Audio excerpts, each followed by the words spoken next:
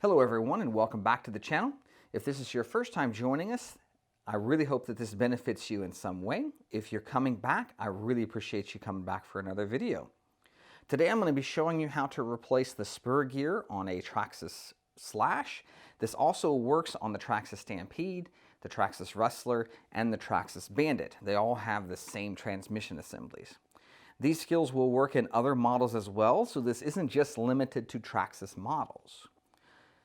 The tools that you'll need to complete this job are going to be a wheel wrench and some kind of Allen wrench. Now they can be these Allen drivers that I prefer, or they can be L wrenches or even the driver handles.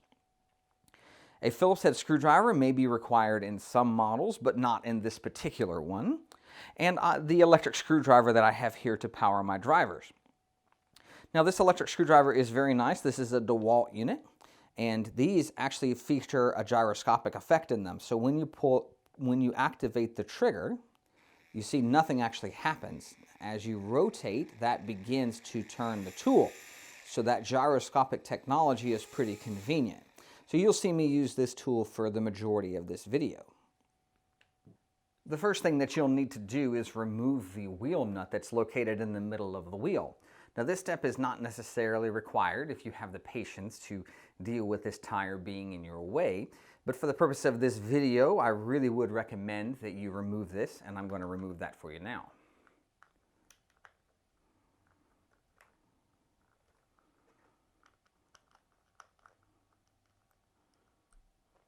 Now as a recommendation, whenever you remove screws and nuts, I do recommend putting them in a location that's easy to remember where they go.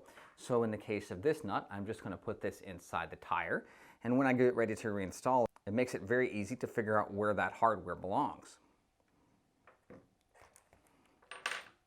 The next thing that we'll need to do is remove these screws that are located here and at the bottom of the gear cover. Now you can use the regular Allen driver if you wish, but I really prefer these power drivers. Now you do need to be careful with these because you can strip out screws and pull threads out of holes.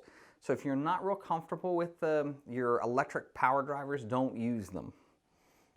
So I'll remove the screw that's located in the top one and the screw that's located in the bottom.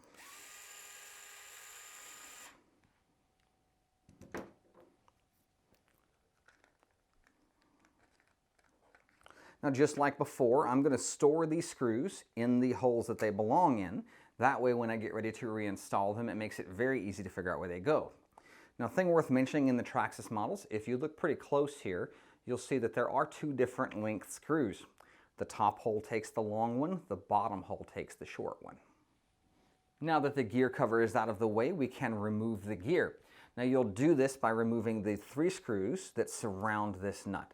You do not have to adjust this nut, and that nut is actually your slipper clutch assembly, and should you take that off, you're going to have to readjust all of that, and it still won't remove the spur gear properly. So just leave it be and just focus on those 3 screws.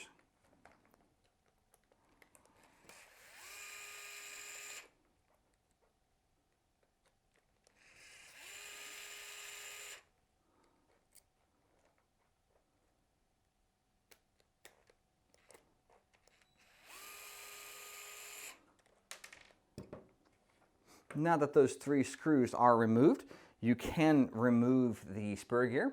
Now the way that I recommend doing that is taking an Allen wrench or a screwdriver, just kind of behind the gear, a little bit of gentle pressure, and rotate the gear and do it again. And keep this process moving. This way you don't warp anything, break anything by prying it. And you can see how easily that gear has been removed.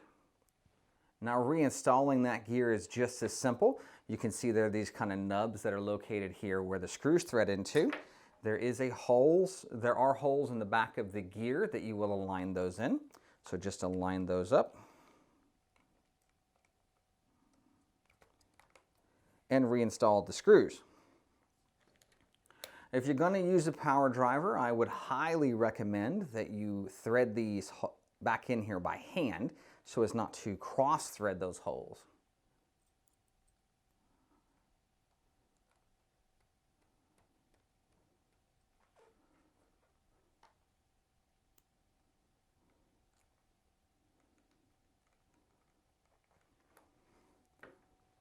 Now that that's done, we'll just tighten up the screws, and that should complete the install of the gear.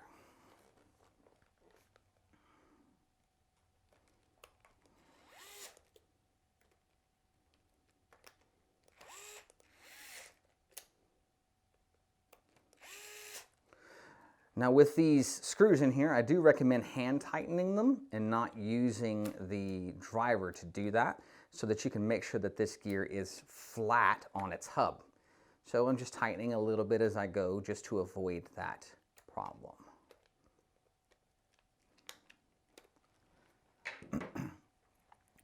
Now you might think that because this gear is reinstalled in the truck that this is a job finished. However, that is not the case. There's always a reason that this gear strips. So you must find the reason that that gear has stripped before you button everything up and go drive it again. Otherwise, you might find that you strip the gear again. So the most common things that we see the gear strip on is that the alignment between this gear and this gear is not correct. Now that happens for a multitude of reasons. The first reason is that there's a lot of vibration in these cars, and that will rattle the screws loose. And then the motor will move on you and cause the gears to come disaligned. Another reason is that there's some external impact. So if you smack the car real hard, the force from that drop will cause the motor to rotate out. Another reason that we see this gear strip will be a collection of dirt and grime in the inside of that gearbox. And that will cause a sandpaper-like substance that will strip out that gear.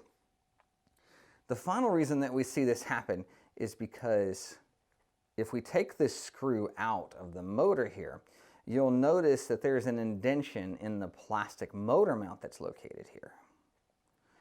So if you look real close, you can see a kind of a phantom disc that's in that motor mount assembly. Now for repeated gear changes and repeated tightening, we'll see that multiple discs appear here, and the screw will always want to settle into the deepest groove. So if you do see a lot of this kind of damage in the inside of here, you'll consider replacing your transmission case.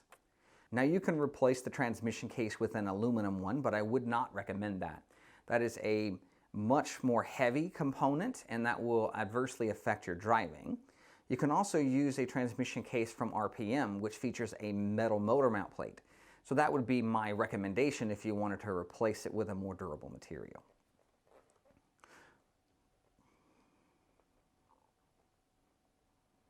Now that that screw is loose, we'll give this screw a loosen as well.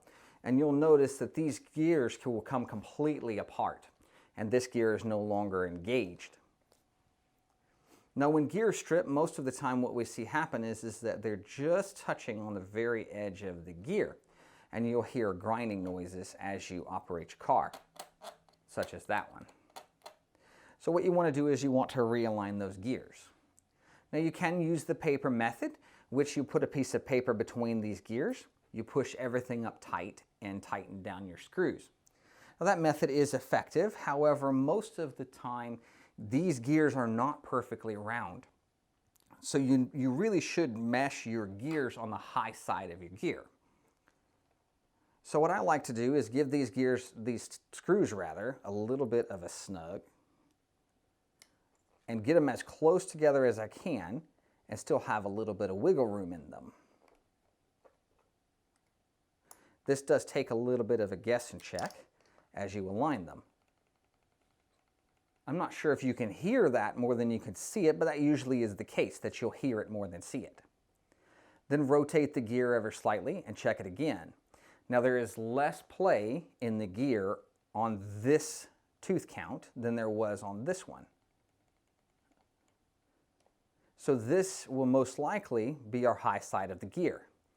So we'll rotate this some more until we find our actual high side of the gear. The high side of the gear appears to be right here. So this has the least amount of play in those gears. So now if we realign this ever so slightly to start picking up a little bit of that slop, there we go. So now we have a little bit of motion. I don't know if you can hear it. That would be the proper alignment for those gears. And then we'll just snug these screws down.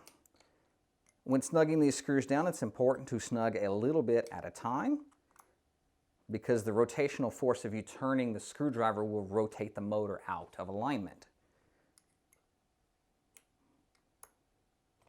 And again, checking a final time. That is it for aligning the gear. So this gear is now properly installed. So to finish the job, we'll just bolt back up our gear cover.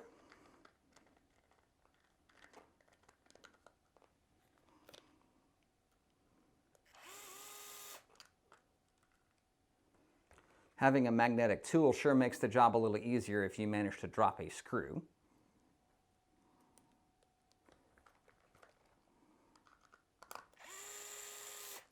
Now for that final tighten, I always recommend tightening by hand and not using the power driver.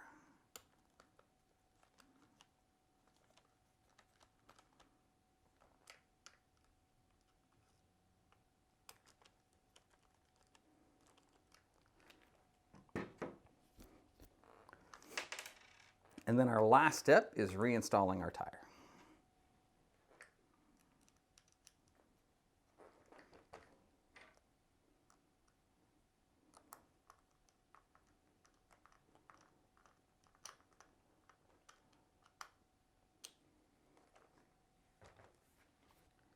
Well guys, that wraps up this video. I hope this has shown you how easy it is to replace your spur gear in your model, and also how easy it is to align those two gears together to ensure that you don't have any more strip spur gears. As a final tip for you, this is something that you do want to check periodically on all of your models. Make it part of your regular maintenance routine just to pop off that gear cover and realign those gears. If you're keeping up with that end of the maintenance, you're going to strip so few gears that it won't ever be a problem. Another tip for you is metal gears are masking the problem of improper adjustments. So if you can't figure out how to get those gears aligned properly, the metal spur gears are going to succeed in tearing up something else instead of that inexpensive plastic gear. So just keep that in mind when you're considering the possibility of a metal spur gear. Well guys, if you benefited from this video in any way, please consider giving me a like and a subscription. Also hit that bell. If you want to see any of the notifications that new videos have gone up, you need to hit those bells for all of your subscriptions. Well anyway, thanks again for joining me, and I look forward to seeing you in the next one.